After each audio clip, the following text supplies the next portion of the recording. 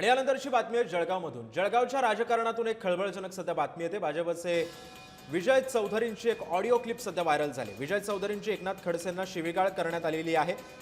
सोबतच रक्षा खडसेंच्या राजीनाम्याची सुद्धा मागणी या ऑडिओ क्लिपमधून केल्याचं पाहायला मिळतंय। रक्षा खडसेंचं मंत्रिपद काढून घेण्याची मागणी या ऑडिओ क्लिपमधून करण्यात आली। एकनाथ खडसे रक्षा खडसे एकमेकांना मदत करतात असा आरोप विजय चौधरींनी या ऑडिओ क्लिपमधून केलेला आहे।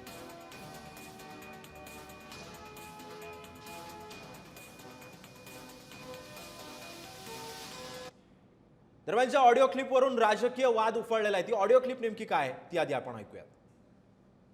हॅलो, या खडसे हा नेहमीच त्याची मुलगी असेल तो असेल बोलत राहतो आणि रक्षा खडसेला आपण मंत्री करून ठेवलेला आहे।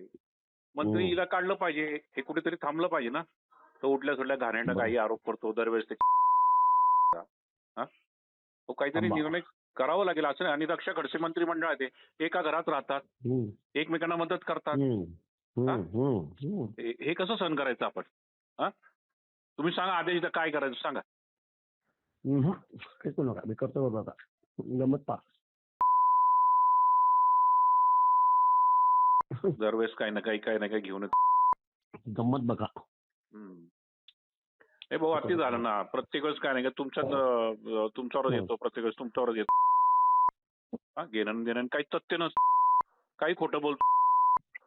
आणि फोटो दाखवतो तुझ्या फोटो फोटो नाही सगळे फोटो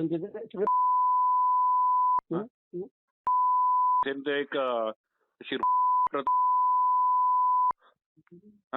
दुनिया पाप त्याच्या मुलीची दुनियाभरची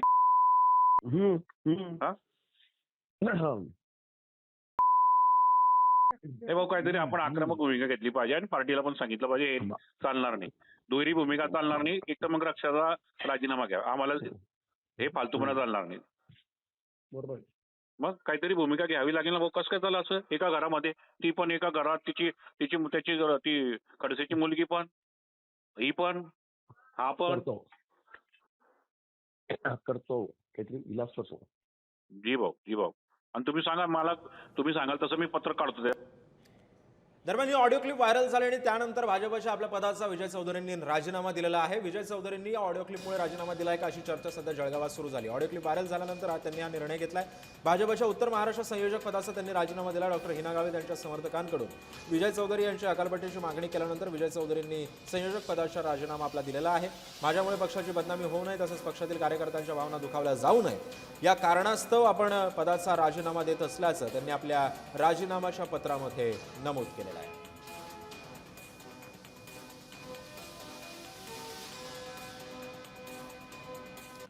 दरम्यान या ऑडिओ क्लिप नंतर रोहिणी खडसेंनी प्रतिक्रिया दिलेली आहे। मुख्यमंत्री देवेंद्र फडणवीस अशा प्रकारचे प्रकार हे खपून कसे घेतात असं रोहिणी खडसे म्हणतात। भाजपचा कार्यकर्ता अशी गटार भाषा बोलतो असंही रोहिणी खडसेंनी सांगितलं। मंत्री हे ऐकूनच कसे घेतात असा सवाल सुद्धा रोहिणी खडसेंनी उपस्थित केला आहे। नावं घेऊन ही महिला अशी आणि ती महिला तशी, ह्या असले वक्तव्य त्या ऑडिओ क्लिपमध्ये दिसत आहेत जे खरंच आम्हाला ऐकताना लाज वाटते, पण यांना बोलताना लाज वाटत नाहीये एखाद्या महिले बाबतीमध्ये। तर तुम्ही ज्या पक्षात काम करतायत त्या पक्षामध्ये फक्त तोंडात राम आणि वृत्तीमध्ये रावण असं काहीतरी आम्हाला दिसतंय। तर तुम्ही कुठल्या पक्षात काम करतायत ह्याच्यावरती तुम्ही नक्की माता भगिनींनी विचार करणं गरजेचं आहे। महाराष्ट्राची ही संस्कृती नाहीच आणि या सगळ्या माता भगिनी आम्ही सगळेच असल्या वक्तव्य कुणीही सहन करणार नाही।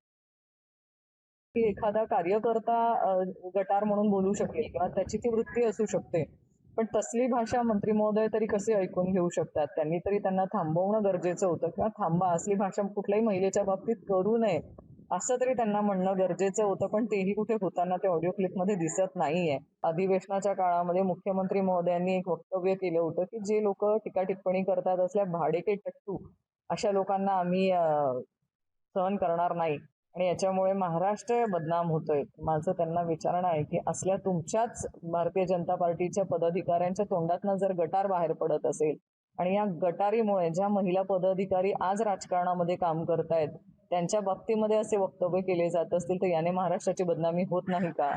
याच्याने महाराष्ट्रातल्या माता भगिनींची बदनामी होत नाही का?